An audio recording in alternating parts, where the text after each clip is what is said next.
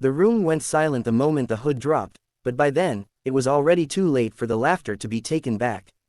Because the woman they'd been mocking, the one they'd dismissed as a joke, carried a tattoo no one in the US military was ever supposed to see outside classified walls. And the SEAL commander who froze. He knew exactly what it meant, because only 6 people in the world had earned it. The beginning. A stranger in the bunker. Rain hammered the tin roof of Forward Operating Base Dalton as a group of Navy SEALs crowded around the steel table, waiting for their transport orders. The storm had grounded aircraft, delayed missions, and, worst of all for them, brought boredom. That's when she walked in. A small figure, hood up, shoulders stiff, clothing dusty from travel. She carried no unit patch, no rank, no insignia. Just a duffel bag and silence. "Who the hell is Hood Girl?" one of the younger SEALs whispered.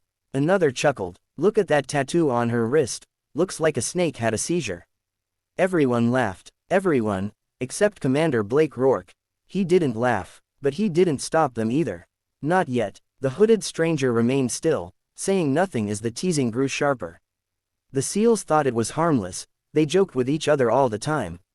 But this wasn't one of them, and the tattoo barely visible beneath her sleeve became the favorite target. "Probably just some intel intern," someone muttered. "Or logistics," explains the tiny frame. "Bet she's never even fired a rifle." More laughter. Still, she said nothing. But when the emergency siren blared, everything changed. The mission that wasn't supposed to happen.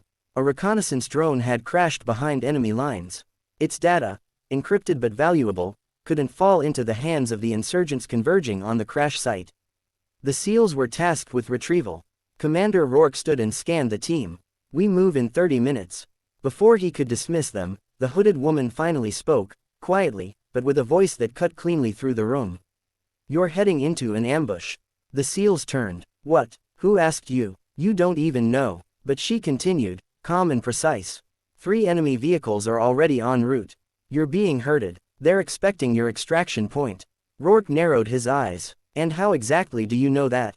She walked to the table, pulled a tablet from her bag, and projected an encrypted map.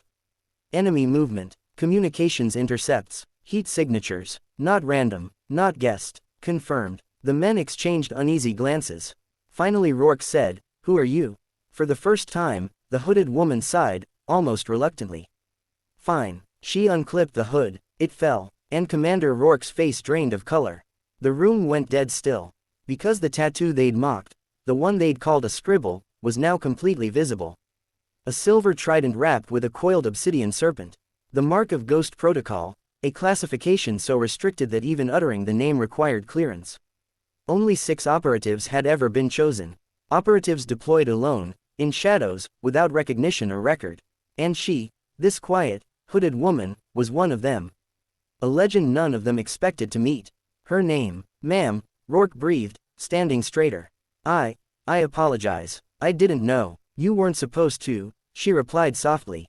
The team stared in stunned silence. "What's your call sign?" one finally whispered. Her eyes lifted, cold, sharp, a little wounded. "Spectre." Every SEAL in the room knew that name. Rumors, stories, impossible missions. A ghost who appeared only when situations were so catastrophic that normal units had no chance of surviving. And they had mocked her. The ambush. Spectre didn't wait for apologies. She went straight to work. "You'll reroute through the ravine," she explained, pointing at the terrain model. "I'll flank from the north. While they track your path, I'll intercept their forward scout. Once they lose eyes, you go silent and advance." Rourke swallowed. "You're coming with us." "No," she said, "you're coming with me." They moved. The rain became their ally, muffling footsteps, drowning noise. Spectre moved like vapor, silent, impossible to follow. Even seasoned SEALs struggled to keep up. As expected, enemy patrols were already converging. Spectre raised her hand. Everyone froze. A single guard stood ahead, scanning the darkness. Before anyone could react, she slipped forward, 1 second visible, the next gone. A muffled thud. The guard dropped. "Clear," she whispered. The SEAL closest to her stared in disbelief. "How did you?" Spectre glanced at him. "Training." It was the only explanation she ever gave. The crash site. The drone was intact but surrounded by mines. Spectre knelt, studying the pattern. "This isn't random," she murmured. "This is a trap designed specifically for American retrieval teams." Rourke tensed. Meaning, they were waiting for you. Spectre disarmed the mines with brutal speed, faster than the trained EOD specialist could have dreamed of. But as they prepared to move the drone core, a rocket whistled overhead. Then another. Then dozens. The ambush had begun. The fight they weren't supposed to survive. Down. Rourke shouted. Insurgents poured from both sides of the ravine. Rounds tore through the air. Mud exploded around them. The SEALs returned fire but were quickly pinned. We're boxed in, someone yelled. No, Spectre said calmly, loading a fresh mag.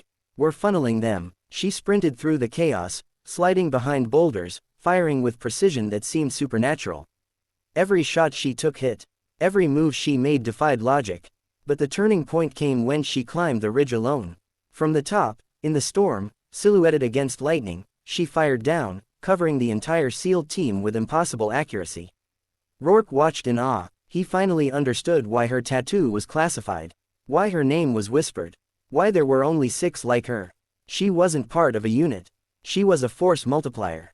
A one-woman army. The escape. With Spectre clearing the ridge, the SEALs broke the ambush, secured the drone core, and signaled for extraction. A helicopter arrived moments before another enemy wave appeared. As they loaded in, Rourke turned to Spectre.